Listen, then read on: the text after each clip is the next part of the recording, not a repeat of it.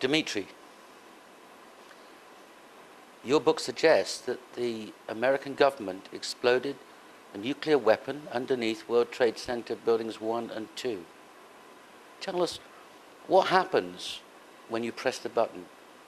Well, first of all, I want to say that this book does not suggest, it proves that the tower was demolished by the nuclear device. The second thing, that probably it is not correct to use the word weapons in regard to this explosion, because the weapons is the thing which is primarily intended to kill the people. But it was just a nuclear demolition device which has no status of weapons, I would say like this. But still it was a nuclear device. Okay. Just to correct the question, Okay. if you don't mind. Okay, I accept that. Tell us how it works. Okay.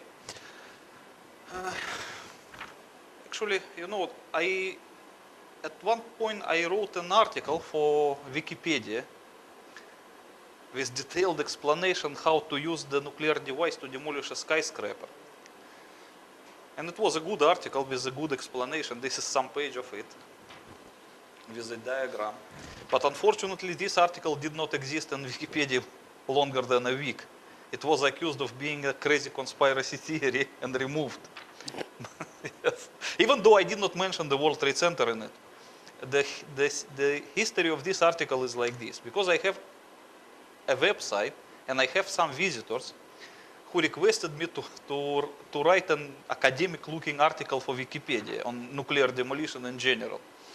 So I wrote the article with detailed explanation without mentioning September 11 or World Trade Center or New York or even America. I just only explain on purely technical terms how to use a underground nuclear explosion to demolish a skyscraper. So it means it was nothing, no politics, no conspiracies involved, just purely technical article. Still, it was accused of being 9/11 conspiracy theory and removed. Okay, I still keep it in another website. I made the copy of the Wikipedia article, so it is www.nuclear-demolition-wikipedia.com. So if anyone is interested, he can check it. And I will try to use the same explanation now. Okay, this is the... First of all, I have to explain what is the difference between atmospheric nuclear explosion and underground nuclear explosion. Because many people confuse them, and that's why it seems for them that if nuclear device was used to demolish the World Trade Center, then the devastation around should look like Hiroshima. Okay, I will explain why it should not be. Okay, let's make the difference. Okay, here we are talking about underground nuclear explosion. And here about atmospheric.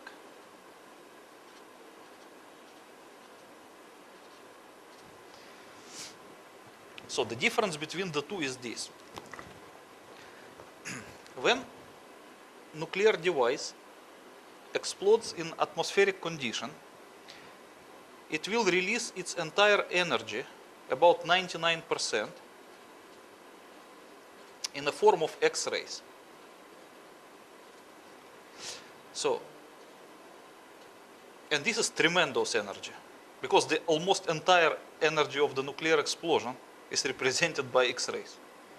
So these X-rays cannot travel far in atmospheric conditions, because the X-rays will be absorbed by the atoms of air.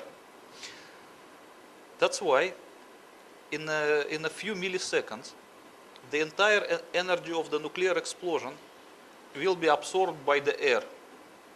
Few tens meters around the hypocenter, depend on the actual yield of nuclear explosions. So this area will absorb the entire energy, and it will be extremely overheated. So it will look like a ball of plasma, very similar to our sun, orange color. And it will emit a secondary radiation, which they call thermal radiation. And this thermal radiation is very similar to sunlight, but just much more intense, and it can travel really far. That's why, depending on the yield of nuclear explosion, the thermal radiation can travel a few kilometers. And for the big yields, a few tens kilometers, up to 50 kilometers, for the really big explosions. And this is one of the destructive factors of nuclear explosions, which can burn people and cause fires around and so on. So the most of the devastation actually is caused by thermal radiation. Thermal radiation. Thermal radiation, yes. Maybe I pronounce it not correctly. But you understand what I mean. So the secondary factor, which is even more destructive than the thermal radiation, is the air blast wave. So the air blast wave occurs because of the different thing. If this area is extremely overheating, this one, which they call fireballs, it tends to hit the more and more air around itself. So it will expand.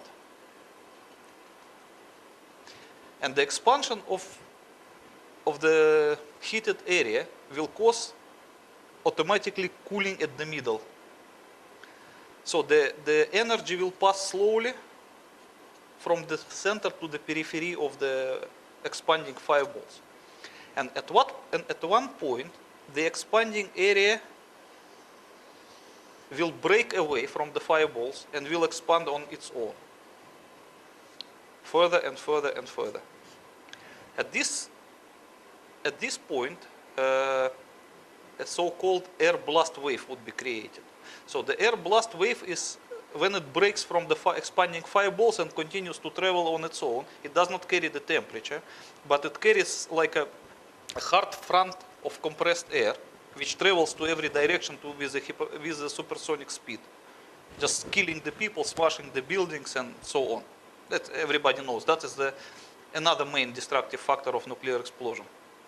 So usually in nuclear explosion, they distinguish 5 destructive factors. One is the thermal radiation, which can burn. The second one is the air blast wave, which is even more powerful in some cases. The third one is the ionizing radiation, which can penetrate people and injure them by the radiation. The fourth one is the consecutive radioactive contamination of surroundings, which can persist for some time. And the fifth is a so-called electromagnetic pulse, which cannot injure the people, but can destroy electronic and electric devices around. Okay, so as you can see that the first of these two factors, air blast wave and the thermal radiation, they can only be in atmospheric conditions because they need the air for this reason. Okay? Because the air blast wave cannot be created unless there is an air around. And the nuclear fireballs, which represent the overheated air, cannot be created either if you don't have the air. Okay? So yes. The electromagnetic pulse is another thing which does not require the air actually, but I will explain it later. And ionizing penetrating radiation that instantly goes to every direction from the hypocenter of nuclear explosion, that is just a part of primary radiation. Because as I said, that 99% of it represented by X-rays, but still 1% of it is represented by the gamma rays and the neutrons, which can travel very far and injure the people. So, if we talk now about the underground nuclear explosion, we will see a different picture.